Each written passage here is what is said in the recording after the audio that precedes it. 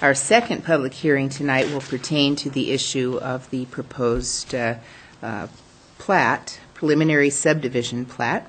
And as before, we'll invite testimony first from the applicant and/or their representatives, and then others who are in support of the proposed subdivision plat, and then testimony in opposition or general testimony will allow opportunity for rebuttal, and then the council's deliberation. With that, I'll open the public hearing and invite testimony first in support of this proposed preliminary subdivision plat.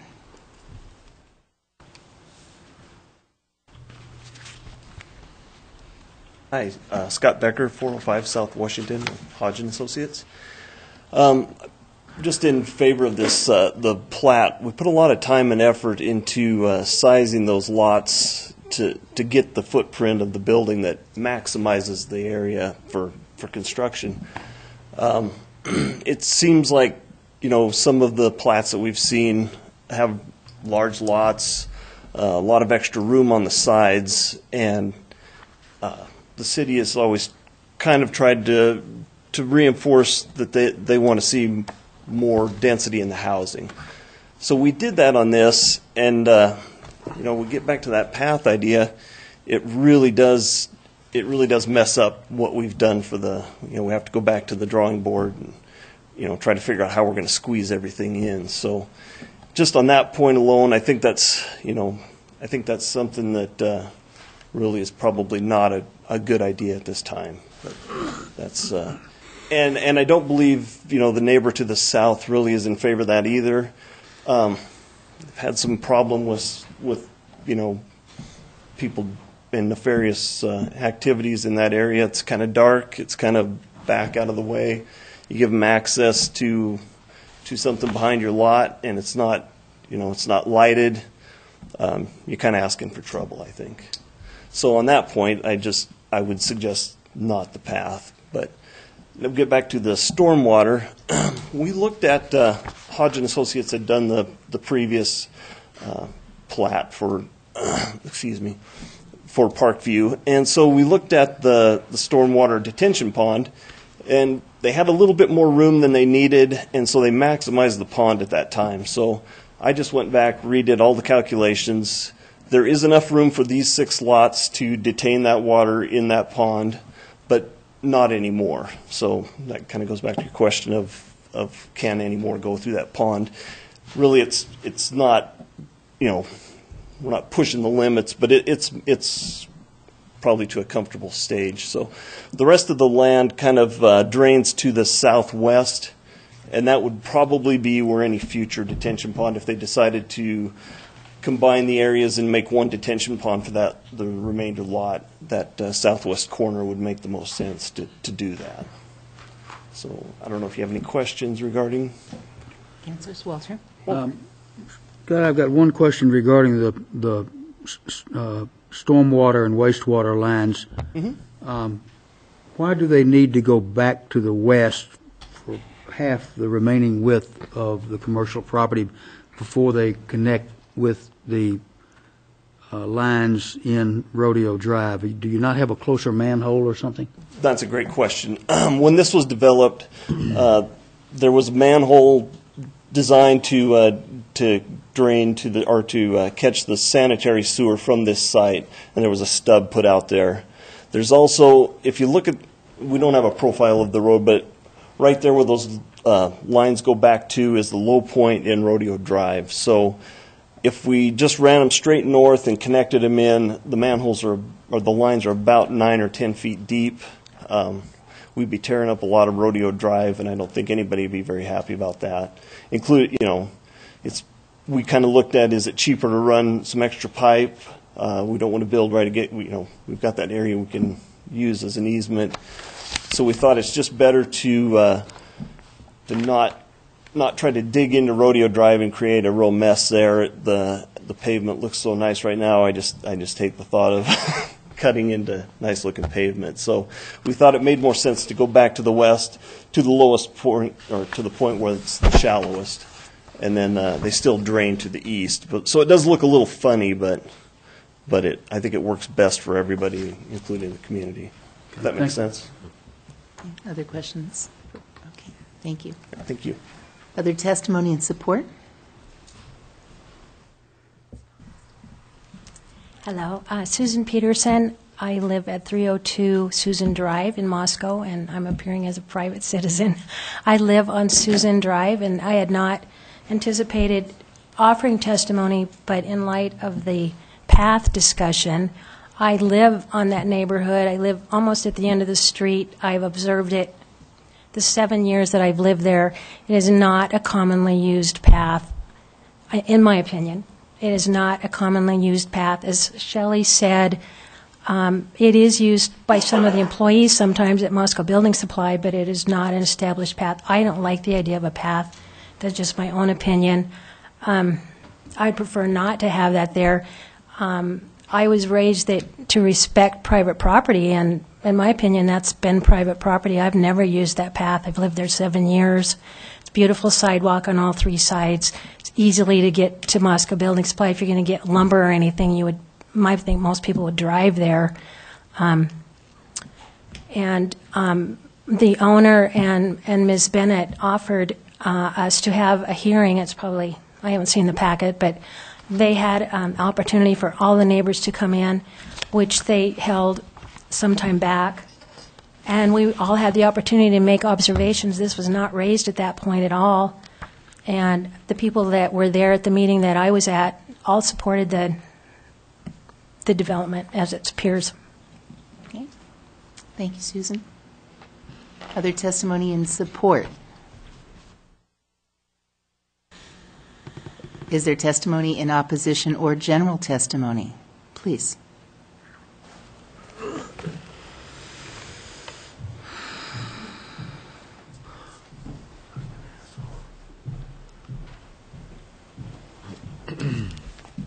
Joel Plascon, 307 Dully Drive. I'm actually in support of the subdivision proposal. I agree that it's consistent with the rezoning, which I also support. I do also, though, ask that you consider the importance of a pedestrian bike connectivity between the neighborhoods to the east and the subject property.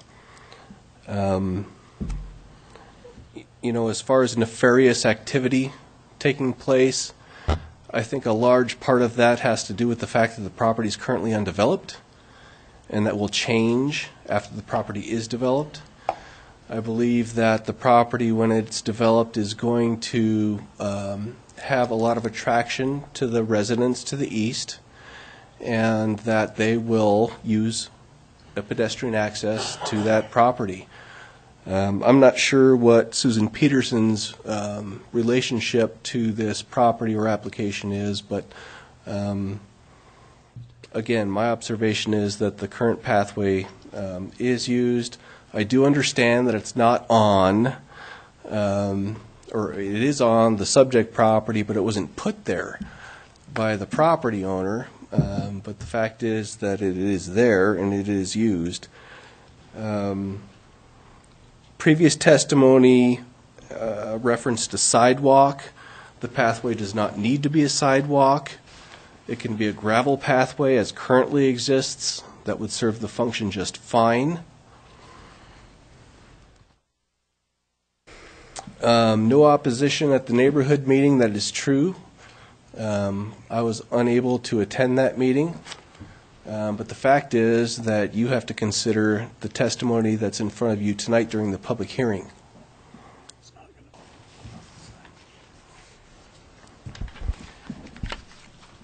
The pathway also is supported by your comprehensive plan, which you recently spent a lot of money to adopt. And in Chapter 3, Community Mobility, that plan states that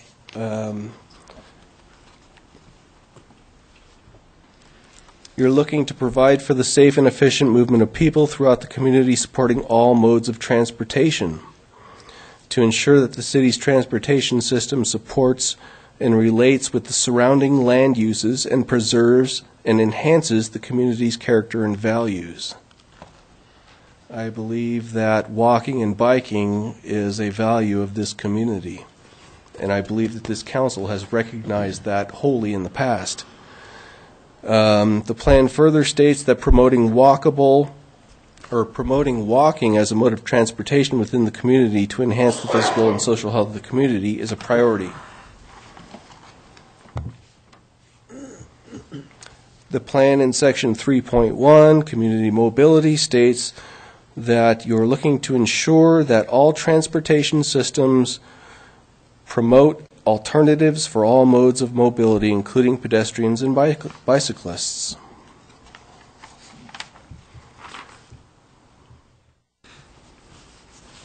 Three 3.3 of the comp plan references the desire to be conducive to non-motorized mobility and opportunities. It also references creating a walkable environment with a recurring desire to articulate, or a recurring desire that has been articulated by the community throughout the plan development process. Transportation facilities must be planned and designed and constructed with all users in mind. I understand that this issue is not specific to an existing transportation system. However, it is an issue related to a subdivision that relates to community design.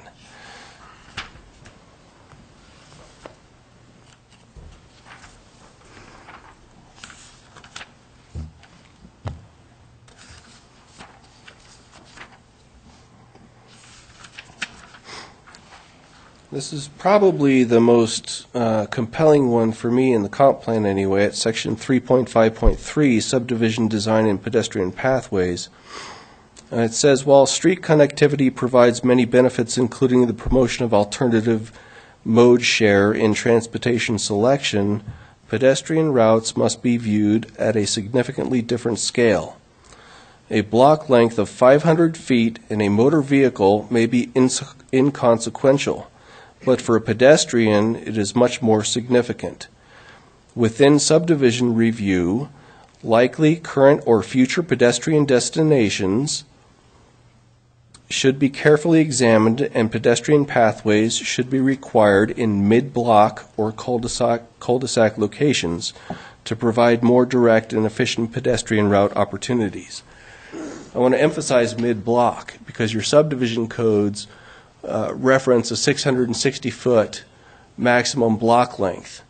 This block length that you're looking at tonight is approximately 1,350 feet.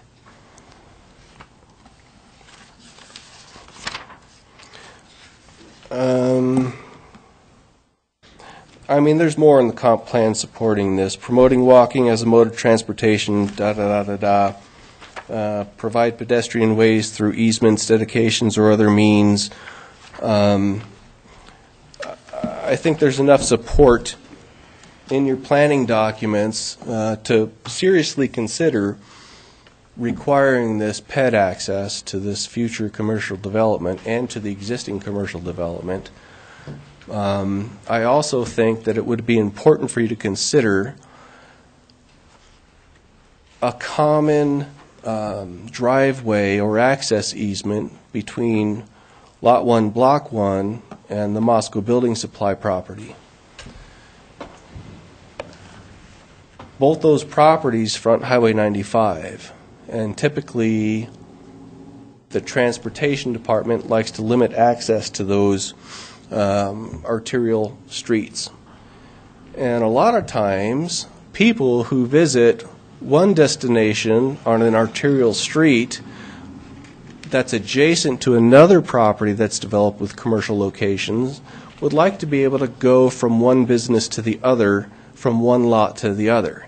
And it doesn't seem to make a lot of sense to me to force those people to get onto the highway and then get back off of the highway onto the property immediately adjacent to it when they don't have to.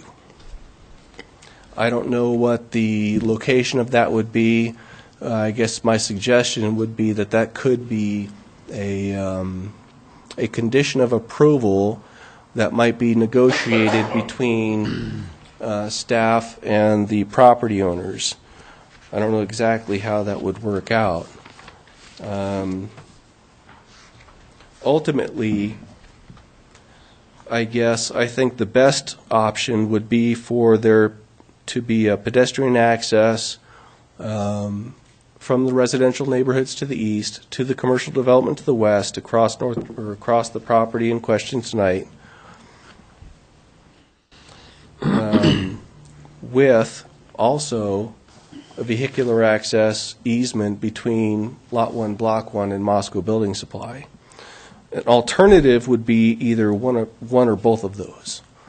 And those are just suggestions by me.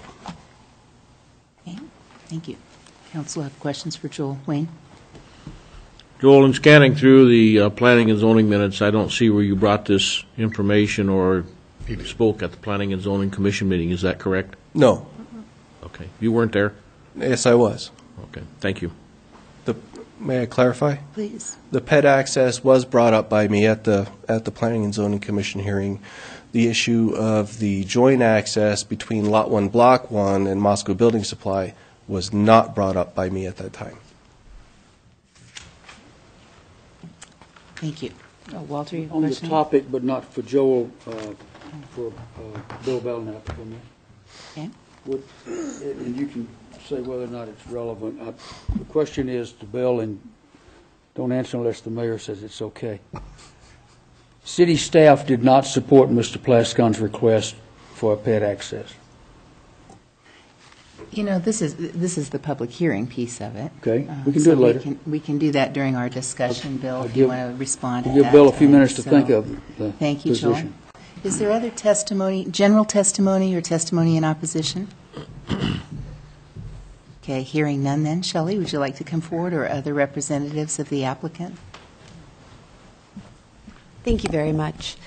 What I've asked is if Mike Ray could get us the aerial of this site. There we go.